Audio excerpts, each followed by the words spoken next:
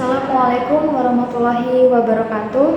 Perkenalkan, nama saya Alvina Gusputayanti dengan NIM 201220136 dari kelas 5L Program Studi Pendidikan Agama Islam Fakultas Tarbiyah dan Keguruan.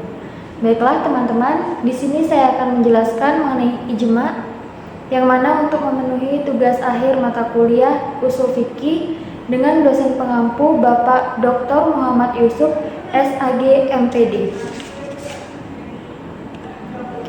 Yang pertama yaitu definisi ijma. Ijma secara bahasa berarti kesepakatan atau konsensus. Dalam istilah fikih, ijma diartikan sebagai kesepakatan para ulama atau mujtahid pada suatu masa terhadap suatu perkara atau hukum syariah setelah wafatnya Rasulullah SAW. Ijma menjadi salah satu sumber hukum Islam setelah Al-Quran dan Al-Sunnah yang dapat digunakan untuk menjawab permasalahan baru yang tidak ada nas yang jelas dari kedua sumber utama tersebut. Nah, ijma memperkuat pemahaman akan suatu hukum karena merupakan hasil konsensus kolektif yang dipertimbangkan dari sudut pandang syariah. Nah, jenis-jenis ijma ini terbagi menjadi dua, teman-teman. Yang pertama yaitu ijma qauli atau ijma dengan perkataan. Ijma qauli adalah kesepakatan yang dicapai melalui pernyataan atau perkataan eksplisit dari para ulama atau mujtahid mengenai suatu hukum. Dalam ijma qauli, setiap ulama yang terlibat menyatakan persetujuan mereka terhadap hukum yang disepakati. Yang kedua yaitu ijma sukuti atau ijma dengan kesepakatan diam-diam.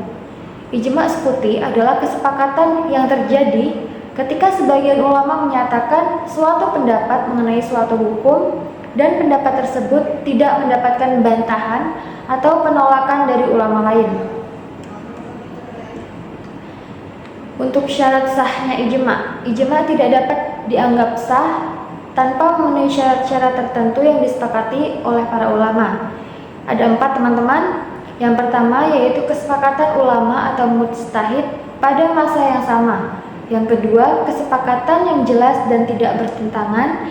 Yang ketiga, dasar dan dalil yang kuat. Dan yang keempat yaitu kesepakatan tanpa paksaan. Proses pembentukan ijma di sini ada 4. Yang pertama, yang dijalankan oleh para ulama dan mujtahid.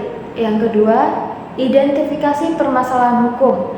Yang ketiga, diskusi dan kajian dalil. Dan yang keempat yaitu musyawarah dan kesepakatan final. Fungsi dan manfaat ijma. Ijma memiliki beberapa fungsi dan manfaat penting dalam usul fikih dan hukum Islam secara keseluruhan. Ada 4, teman-teman. Yang pertama, menjaga konsistensi hukum Islam. Yang kedua, mengakomodasi perbedaan pandangan. Yang ketiga, menyatukan umat Islam. Dan yang keempat, menyesuaikan dengan perkembangan zaman. Ijma menurut beberapa mazhab. Yang pertama, pandangan mazhab Hanafi tentang ijma. Mazhab Hanafi mendefinisikan ijma sebagai kesepakatan mujtahid umat Islam dari generasi sahabat hingga generasi setelahnya. Imam Abu Hanifah dan pengikutnya menganggap bahwa ijma sahabat atau ijma al-sahabah memiliki kekuatan yang lebih tinggi dibandingkan ijma generasi setelahnya. Yang kedua, mazhab Maliki lebih mengutamakan ijma ahli Madinah atau ijma al-Madinah atau ulama-ulama yang berada di kota Madinah sebagai sumber hukum yang kuat.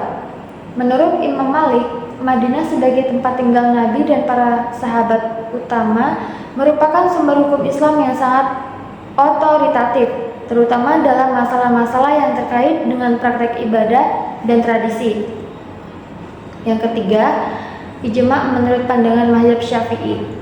Mazhab Syafi'i mendefinisikan ijma sebagai kesepakatan seluruh mujtahid pada satu generasi tertentu mengenai suatu hukum yang tidak ada nas yang tegas. Imam Al-Syafi'i menekankan bahwa ijma harus benar-benar melibatkan seluruh ulama yang kompeten, bukan hanya sekelompok tertentu saja. Yang keempat, pandangan mazhab Hambali terhadap ijma. Mazhab Hambali juga memiliki pandangan yang konservatif mengenai ijma.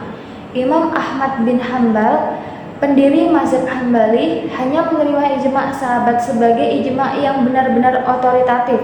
Ia sangat skeptis terhadap kemungkinan ijma setelah generasi sahabat, karena dianggap sulit untuk mendapatkan kesepakatan penuh dari para ulama yang tersebar di berbagai wilayah Islam. Nah, itulah tadi teman-teman sedikit pembahasan dan penjabaran mengenai ijma. Kurang dan lebihnya saya mohon maaf, saya akhiri. Wassalamualaikum warahmatullahi wabarakatuh.